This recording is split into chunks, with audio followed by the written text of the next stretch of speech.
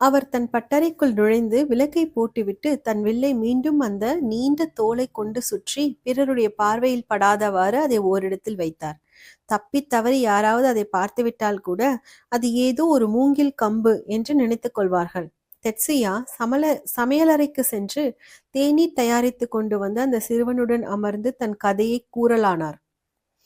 முன்பு ஒரு சமயம் ஒரு குறிப்பிட்ட பகுதியில் வசித்து வந்த ஒரு பெரிய பிரபுவிடம் நான் வேலை பார்த்து வந்தேன்.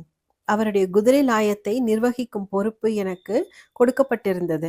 என் முதலாளி எப்பொழுதும் எங்கேயேனும் பயணம் செய்து கொண்டே இருந்ததால் எனக்கு ஏகப்பட்ட ஓய்வு நேரம் கிடைத்தது. எனவே என்னுடன் வாழ்வதற்கான உண்மையான காரணம் என்று நான் கருதிய 2 விஷயங்களில் நான் என் முழு நேரத்தையும் செலவிட்டேன். மதுவும் மங்கையரும் தான் அவை. ஒருமுறை நான் பல இரவுகள் தூங்காமல் இருந்ததை தொடர்ந்து ஊரை விட்டு மிகவும் தள்ளியிருந்த ஆள் அரவமற்ற ஓரிடத்தில் நான் மயங்கி விழுந்துவிட்டேன். நான் நிச்சயமாக இறந்து விடுவேன் என்று நினைத்து நான் முற்றிலுமாக நம்பிக்கை இழந்தேன். ஆனால் அவ்வழியாக தற்செயலாக வந்த ஒருவர் எனக்கு உதவி செய்து என்னை தன்னுடைய வீட்டிற்கு அழைத்து சென்றார். அதற்கு முன்பு அவரை நான் ஒரு பொழுதும் பார்த்ததில்லை. அவருடைய வீடு இங்கிருந்து வெகு தூரத்தில் இருக்கிறது. அவர் பல மாதங்கள் என்னை கண்ணும் கருத்துமாக கவனித்து பராமரித்து என் உடல் நலத்தை மீட்டெடுத்தார்.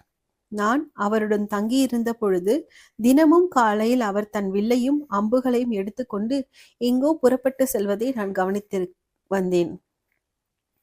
நான் ஓரளவு தேறியதும் எனக்கு வில்வித்தையை கற்றுத்தருமாறு நான் அவரிடம் கேட்டேன்.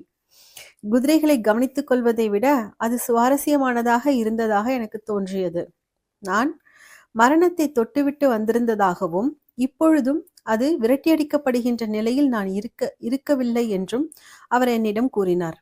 நான் நெடுங்காலமாக என் உடலுக்கு பெரும் தீங்கு விளைவித்து வந்திருந்ததால் மரணம் வெறும் 2 அடி தூரத்தில்தான் இருந்தது என்று அவர் கூறினார். நான் வில்வித்தையை கற்றுக்கொள்ள விரும்பினால் சாவு என்னை தொடாமல் இருப்பதற்காக மட்டுமே அது இருக்கும் என்று அவர் கூறினார். கடலுக்கு அப்பால் வெகு தொலைவில் வாழ்ந்து வந்த ஒருவர் அவருக்கு ஒரு விஷயத்தை கற்றுக் கொடுத்திருந்தார். சாவின் விளிம்புக்கு இட்டு சென்ற பாதையை சில காலம் தவிர்ப்பது சாத்தியம்தான். ஆனால் என் விஷயத்தில் நான் அந்த படுகொழியை ஒட்டியே நடந்து சென்று கொண்டிருந்தேன் என்பதையும் நான் எக்கணத்திலும் அதற்குள் விழக்கூடும் என்பதையும் என் எஞ்சிய வாழ்நாள் முழுவதும் நான் அறிந்திருக்க வேண்டும் என்றும் அவர் கூறினார். பிறகு வில்லின் மார்க்கத்தை அவர் எனக்கு கற்றுக் கொடுத்தார். தன்னுடைய நலன் விரும்பிகளிடம் அவர் என்னை அறிமுகப்படுத்தினார். வில்வித்தை போட்டிகளில் அவர் என்னை பங்கேற்க வைத்து விரைவில் என் புகழ் அப்பகுதி முழுவதும் பரவியது. நான் போதுமான அளவு கற்றுக்கொண்டதை அவர் அறிந்து கொண்டவுடன் அவர் என்னுடைய அம்புகளையும் என் இலக்கையும் என்னிடமிருந்து எடுத்துக்கொண்டு என் வில்லை மட்டும் ஒரு நினைவு பொருளாக என்னிடம் கொடுத்தார். என்னை உண்மையிலேயே உற்சாக வெள்ளத்தில் மூழ்கடித்த ஏதோ ஒரு வேலையை செய்வதற்கு தன்னுடைய போதனைகளை பயன்படுத்தி கொள்ளும்படி அவர் என்னிடம் கூறினார். தச்சு வேலைதான் எனக்கு மிகவும் பிடித்திருந்ததாக நான் அவரிடம் கூறினேன். அவர் என்னை ஆசீர்வதித்து தலை சிறந்த வில்லாளன் என்ற புகழ் என்னை ஒட்டுமொத்தமாக அழித்து விடுவதற்கு முன்பாகவோ அல்லது அது மீண்டும் என்னுடைய பழைய வாழ்க்கைக்குள் என்னை தள்ளுவதற்கு முன்பாகவோ அங்கிருந்து புறப்பட்டு சென்று எனக்கு மிகவும் பிடித்தமான வேலைக்கு என்னை அர்ப்பணித்துக் கொள்ளும்படி என்னிடம் கூறினார். அதன் பிறகு ஒவ்வொரு கணமும் என்னுடைய சுய பச்சாதாபத்திற்கும் என்னுடைய மோசமான பழக்கங்களுக்கும் எதிரான ஒரு போராட்டமாகவே இருந்து வந்தது. நான் விரும்பி தேர்ந்தெடுத்த வேலையை நான் அன்போடு செய்வதற்கும் ஒரு பொழுதும் நிகழ்கணத்தை பிடித்து தொங்கிக் கொண்டிருக்காமல் இருப்பதற்கும் நான் தொடர்ந்து ஒருமித்த கவனத்துடன் அமைதியாக இருக்க வேண்டியுள்ளது. ஏனெனில் மரணம் இப்பொழுதும் அங்கேதான் இருக்கிறது. நான் இன்னும் அந்த படுகொழியை ஒட்டிதான் நடந்து கொண்டிருக்கிறேன். மரணம் எல்லா உயிரினங்களுக்கும் எப்பொழுதும் மிக அருகேதான் இருக்கிறது என்று தெட்சியா அச்சிறுவனிடம் கூறவில்லை.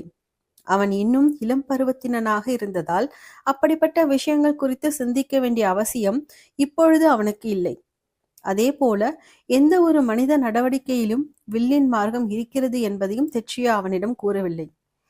பல ஆண்டுகளுக்கு முன்னால் அவர் ஒருவரால் ஆசீர்வதிக்கப்பட்டு இருந்ததைப் போலவே அவர் இப்பொழுது அந்த சிறுவனை ஆசீர்வதித்துவிட்டு அங்கிருந்து புறப்படும்படி அவனிடம் கூறினார். ஏனெனில் அன்று அவர் ஏகப்பட்ட வேலைகளை செய்து களைத்து போயிருந்ததால் அவர் சிறிது நேரம் தூங்கி ஓய்வெடுக்க வேண்டியிருந்தது. முற்றும்.